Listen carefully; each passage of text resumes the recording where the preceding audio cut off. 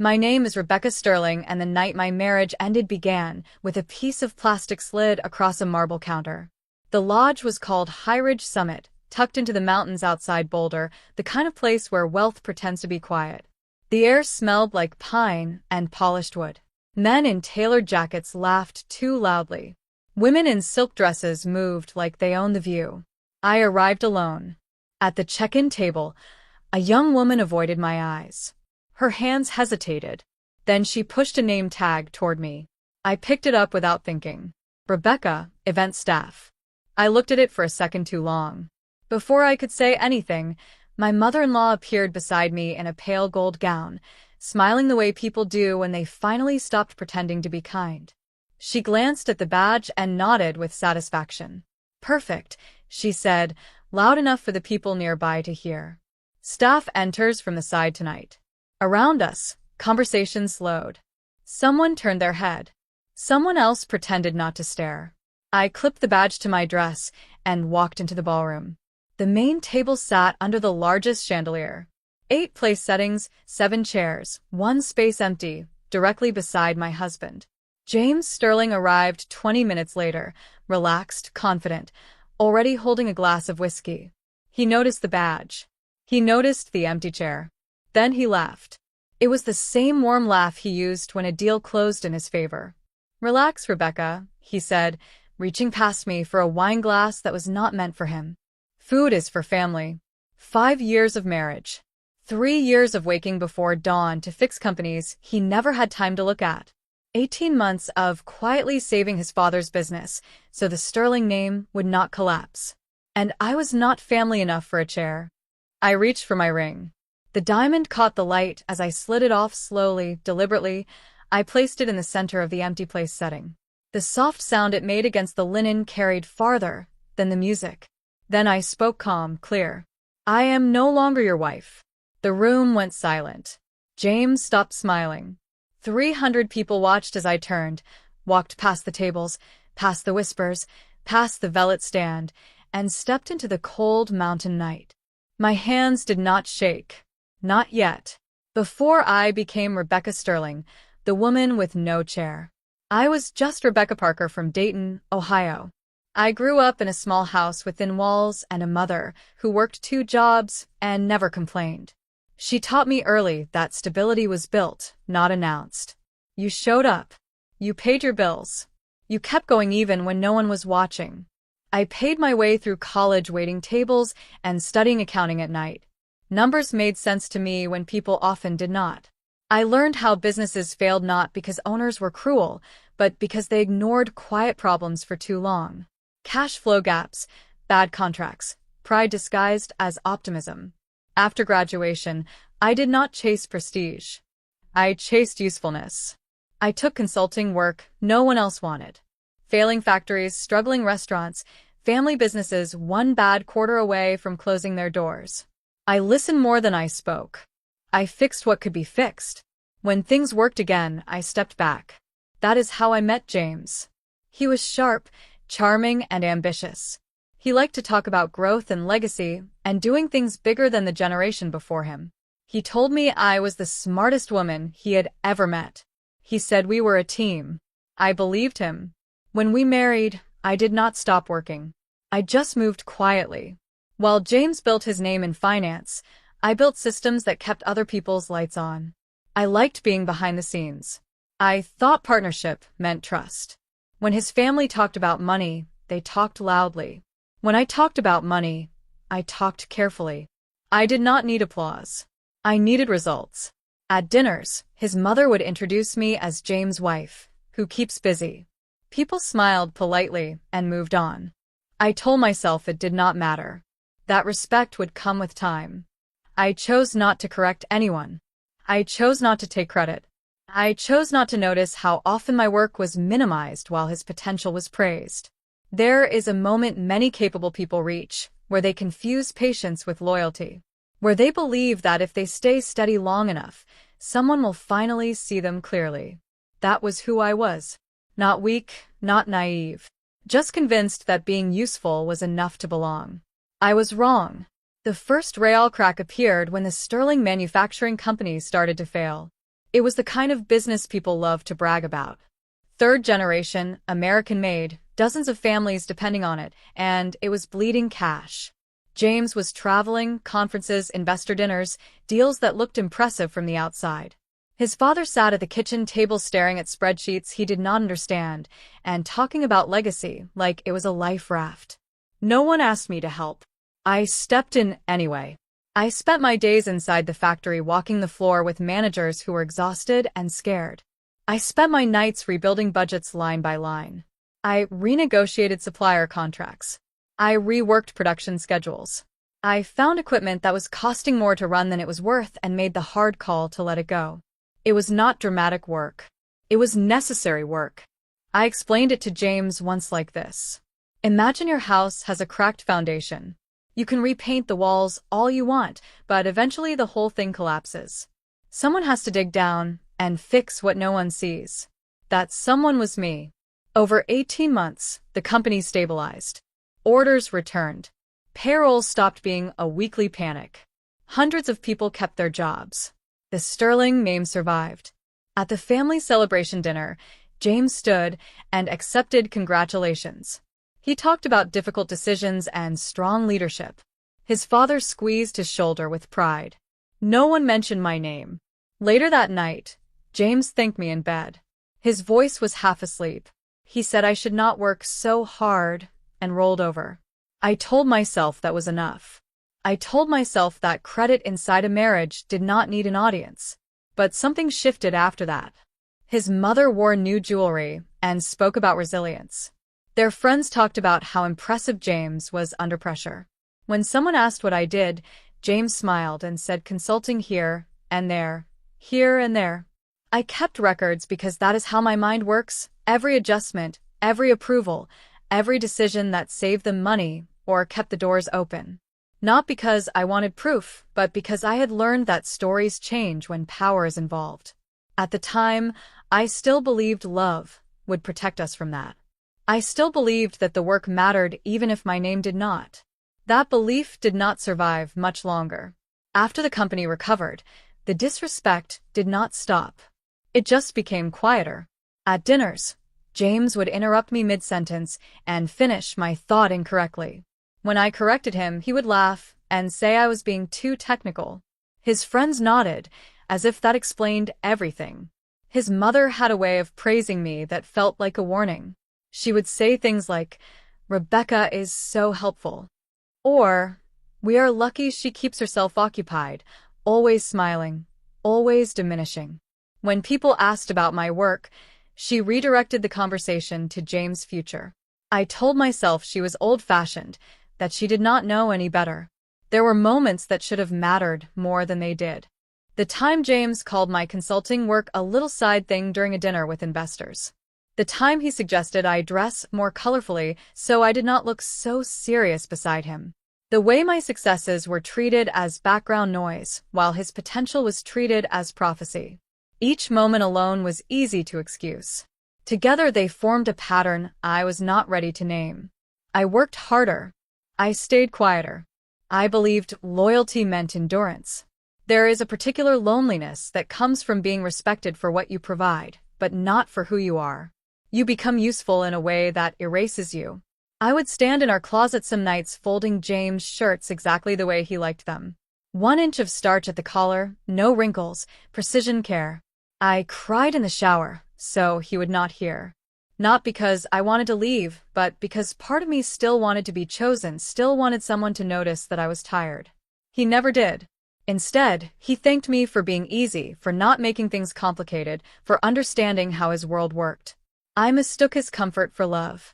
By the time I realized the difference, I had already learned how to disappear. The moment everything became clear did not happen in a fight. It happened on an ordinary evening when I came home carrying groceries and heard James' voice through the bedroom door. He was on the phone laughing, relaxed in a way he never was with me anymore. "She still thinks her consulting actually matters," he said. "Can you believe that?" I stopped in the hallway. The bags grew heavy in my hands. Then his mother answered through the speaker, calm, amused, precise. "It matters enough to keep her busy. That is the point." At the engagement party, She will finally understand where she fits. James laughed again. That same easy laugh. We will give her a badge or something. Make it clear without making a scene. They spoke about it like they were planning table settings. Like I was furniture that needed to be moved. I set the groceries down quietly. Milk did not spill. Nothing broke. I walked into my office and sat at the desk in the dark. For a long time, I did nothing but breathe. In that moment, I understood something I had been avoiding for years. I was not misunderstood. I was managed. The respect I kept waiting for was never coming because the arrangement worked perfectly for them. I opened a folder on my computer. It was labeled insurance. Inside were files I had kept out of habit. Expense reports that did not align. Personal purchases routed through portfolio companies. Patterns that only appear when someone believes no one is watching closely. I had never planned to use them. I believed marriage meant protection even from the worst version of someone you love. That night, I stopped believing that. I did not feel angry. I felt finished. I stayed at my desk until dawn, organizing documents and writing notes with the same calm focus I used to fix failing businesses. This was not revenge. It was accountability. Upstairs, James slept peacefully. In the morning, he kissed my cheek and reminded me not to overdress for the party. I smiled and nodded. He had no idea that the woman he was trying to shrink had already stepped away. He thought the conversation was private. It was not. It was permission. Hybrid Summit Lodge glowed against the dark mountain like it always did on nights that mattered. Glass walls, timber beams, money dressed as nature. I arrived alone. James had left hours earlier for drinks with friends, which meant no one noticed me walking through the doors until I reached the check-in table. The woman behind it hesitated before sliding the badge toward me. Her apology was in her eyes, not her voice. Rebecca Sterling, event staff.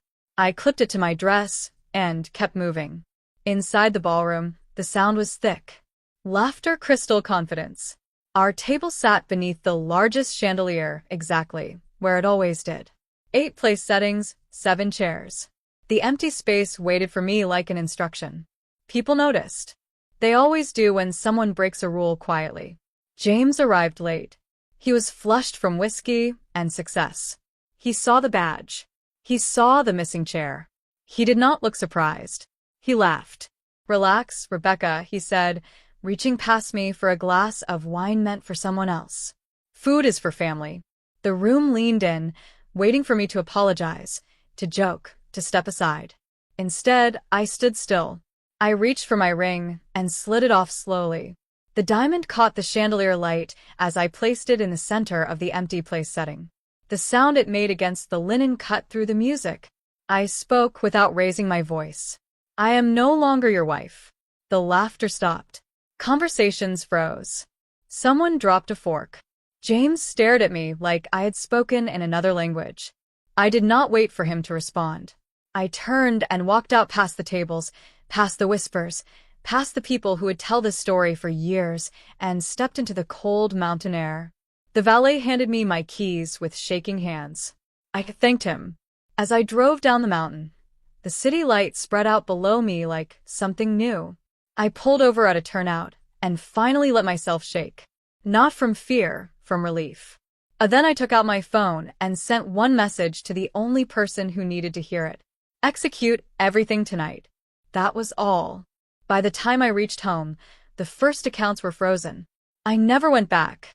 What happened next did not unfold in a dramatic rush.